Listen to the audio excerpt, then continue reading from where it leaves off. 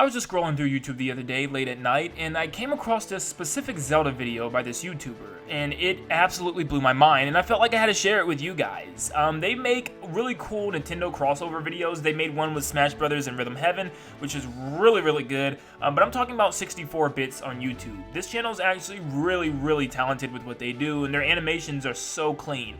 But I came across a recent video they put up called Paper Zelda, and man, let me tell you, this is an amazing piece of work if I've ever seen one myself. So I think it's a group of guys that work together to make these animations happen and bring them to life, which is so amazing to me because everything is so pure. It's like Paper Mario, perfectly redesigned for Zelda, and the graphics and everything, the way they designed this is so flawless. It looks like Nintendo put this trailer out themselves, and I can't wait, and I mean I cannot wait to share this with you guys because it's so interesting, and as a fanboy, it hurts that this isn't a real thing because look at this. But I'm gonna go through each scene individually and talk about exactly the things that they put in this video and look at all the small Easter eggs and cameos that we can find. So what's so interesting about this is that their whole video is based and it has a giant homage to the Thousand-Year Door. And it opens up the same way as well with the book. And it opens up showing Link in what seems to be the Lost Woods with some animals hopping around and his fairy companion beside him. Now, one thing you'll notice about this game is it seems to go through many different Zelda games throughout the franchise, which is pretty interesting and something we haven't seen yet that I've always wanted, kind of like a time travel Zelda. But the birds are almost exactly pulled from the Thousand-Year Door. They have the same design and everything. But we see Link's health at the top left, which is instead of just a basic counter, it's a heart container counter.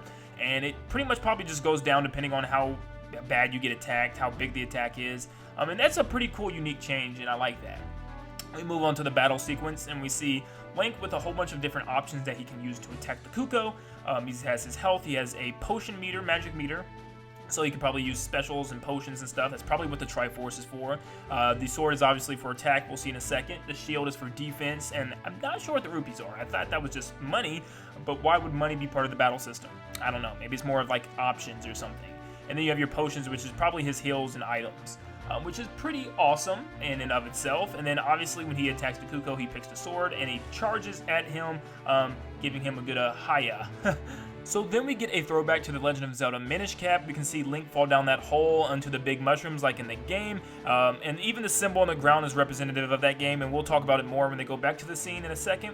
We then see Ocarina of Time Link, where he's playing the ocarina, probably the Lost Woods theme song for Darunia, as he's dancing, saying, "Hot, what a hot beat, woo," you know, we've seen the scene where he's dancing like crazy, which is pretty cool. You have the Goron Caves there, and the kind of sanctuary for Darunia, which is a really nice touch. Then, out of nowhere, we go straight to Skyward Sword, as Link is flying across the sky on a loft wing, which is pretty cool because it's all made out of like paper and it's hanging from the sky with strings, which is that really cool paper aesthetic that I love about Paper Mario games now.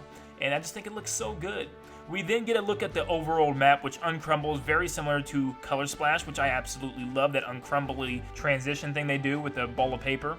But what's so cool about this Overworld map is it's a complete homage to The Legend of Zelda 2, which is something that many of you probably haven't played, but the Overworld map looks very similar to this. You have the black figures of the monsters all over the Overworld, and they can attack you, which will put you into a level, a 2D side-scrolling level where you have to attack them, which is pretty interesting that they kind of played tribute to a game like that because it's something that many people don't think about. I love the trees, how it's like pieces of paper folded over each other.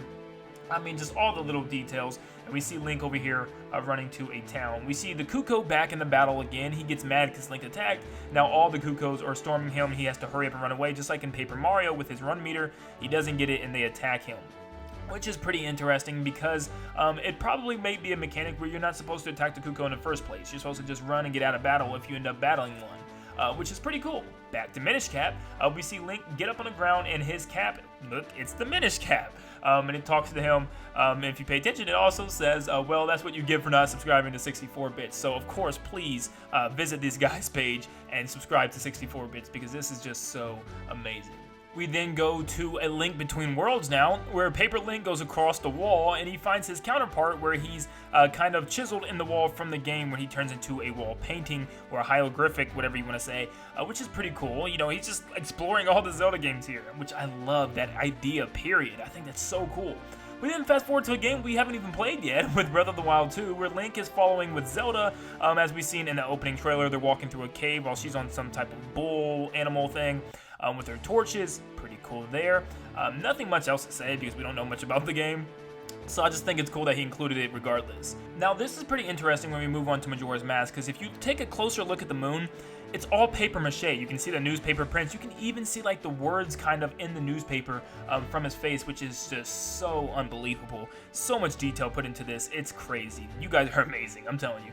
Anyways, you can look really closely. It's just a big paper mache ball they made for the moon. And then here's Clock Town, and you have all the civilians running around. You have the mailman, you have the construction workers, you have just different people all over. You have Cafe and his wife. Look at that. I mean, come on. The Bomber Kids.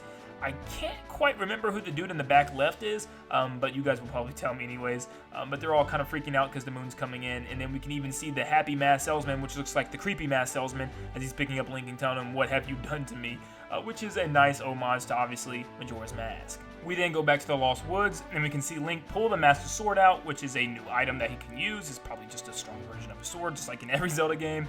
But then we move to Wind Waker, as we see Link is on stage, about to battle Goma, and in the audience, who is it? It's Link's grandma with a little Triforce flag, well, a piece of the Triforce, probably for Link, cheering on Link as he's going up against this giant creature. And then we go to see Link and Zelda fighting off against Ganondorf at the top of that waterfall, just like the very end of Wind Waker again. I mean, they literally, he's pulling across all these Zelda games, which is just amazing to me. And if you pay attention to the top of the stage, there's a tail hanging, just like from Wind Waker, which is the tail of none other than Valu.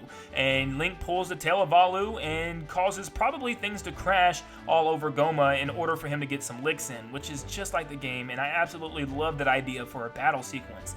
And it just makes so much sense. Rather than using a stupid giant sticker like we see in Paper Mario, or a giant battle card or whatever have you, or things they call it, you can just use different types of items to make things happen to help you along with battle like you've seen here, and he clearly does it so well.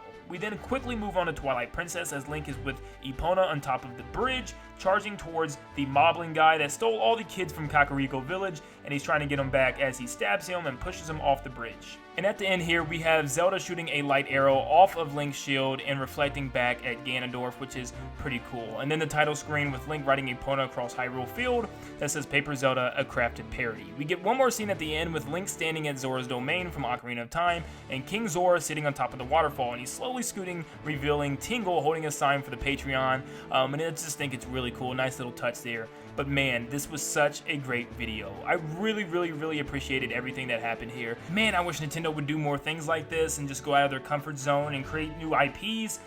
You know, take the paper aesthetic to some other franchises or something, but man, this was so cool. So please do one thing. If you do anything today, subscribe to 64 Bits and check out their video. This is so amazing. And get this thing recognized. Let Nintendo see this and just say, man, this is what we need, because these guys need to make this game if it happens. Oh my goodness. But thank you guys so much for tuning in. If you enjoyed the video, make sure you leave a like and subscribe if you guys are new, and I will see you in the next one. See you guys.